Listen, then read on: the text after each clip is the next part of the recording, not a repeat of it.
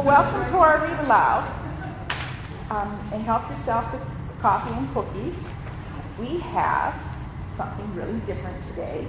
Erin Reilly-Sanders, who is a PhD graduate assistant teaching children's literature in the School of Teaching and Learning, of course, is going to read from some children's books for the kid in all of us. And they'll be fun. I think this is going to be really entertaining.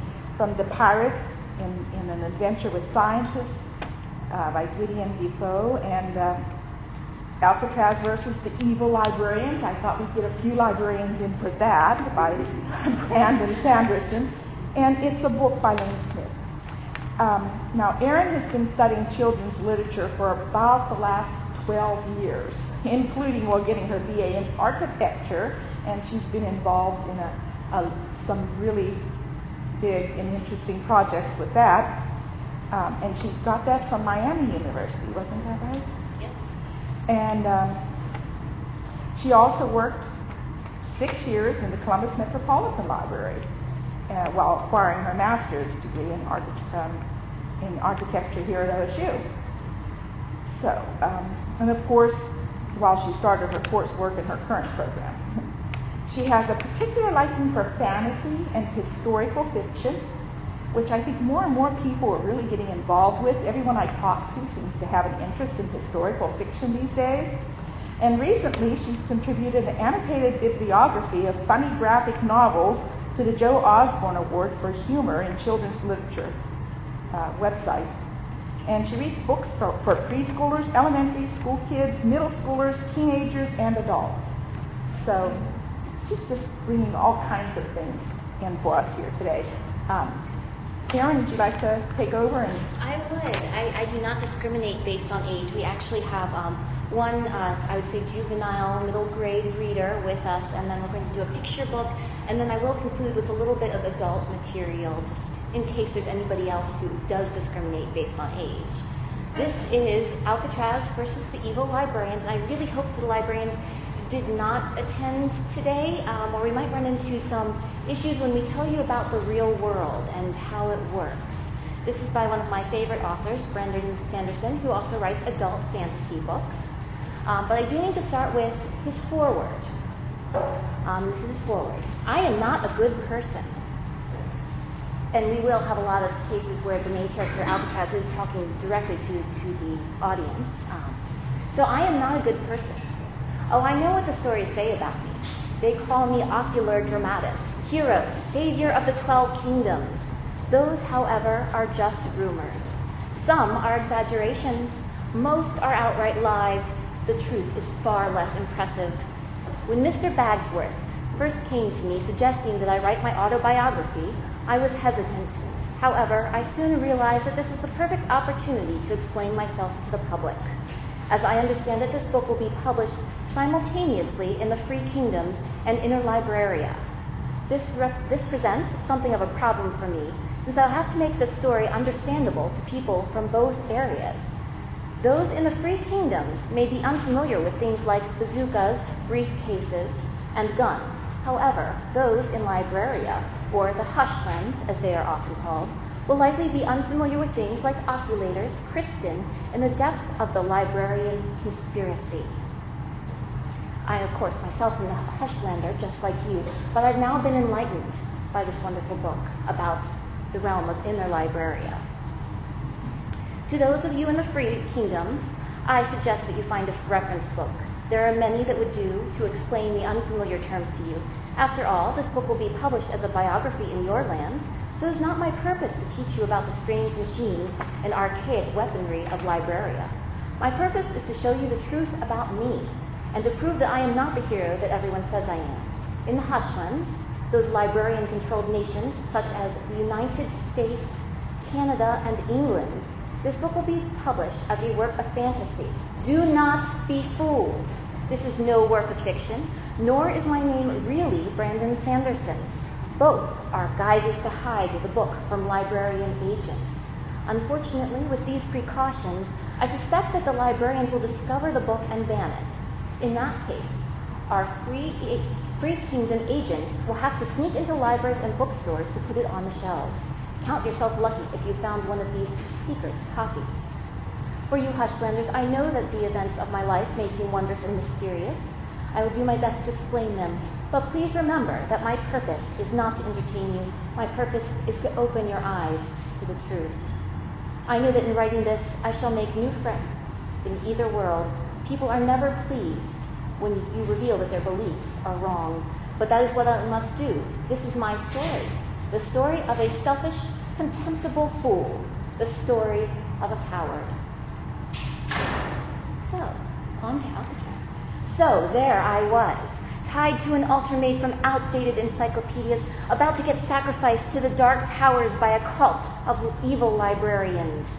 As you might imagine, this sort of situation can be quite disturbing. It does funny things to the brain to be in such danger. In fact, it makes a person pause and reflect upon his life. If you've never faced such a situation, then you'll simply have to take my word. If, on the other hand, you have faced such a situation, then you're probably dead and aren't likely reading this. In my case, the moment of impending death has made me think about my parents. It was an odd thought, since I hadn't grown up with them. In fact, until my 13th birthday, I only knew one thing about my parents, that they had a twisted sense of humor. Why do I say this? Well, you see, my parents named me Al. In most cases, this would be short for Albert, which is a fine name. In fact, you have probably known an Albert or two in your lifetime, and chances are that they were decent fellows. If they weren't, then it certainly wasn't the name's fault. My name isn't Albert. Al could also be short for Alexander. I wouldn't have minded this either, since Alexander's a great name. It sounds kind of regal.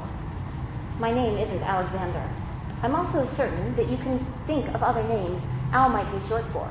Alfonso has a pleasant ring to it. Alan would also be acceptable, as would have been Alfred, though I don't really have an inclination towards butlery. My name is not Alfonso, Alan, or Alfred, nor is it Alejandro, Alton, Aldris, or Alonzo. My name is Alcatraz. Alcatraz Smedry. Now, some of you Free Kingdomers might be impressed by my name. That's wonderful for you, but I grew up in the Hushlands, in the United States itself. But I didn't know about oculators or the like, though I did know about prisons. That was why I figured my parents must have a twisted sense of humor. Why else would they name their child after the most infamous prison in U.S. history? On my 13th birthday, I received a second confirmation that my parents were indeed cruel people. That was the day when I unexpectedly received in my mail the only inheritance they left me. It was a bag of sand.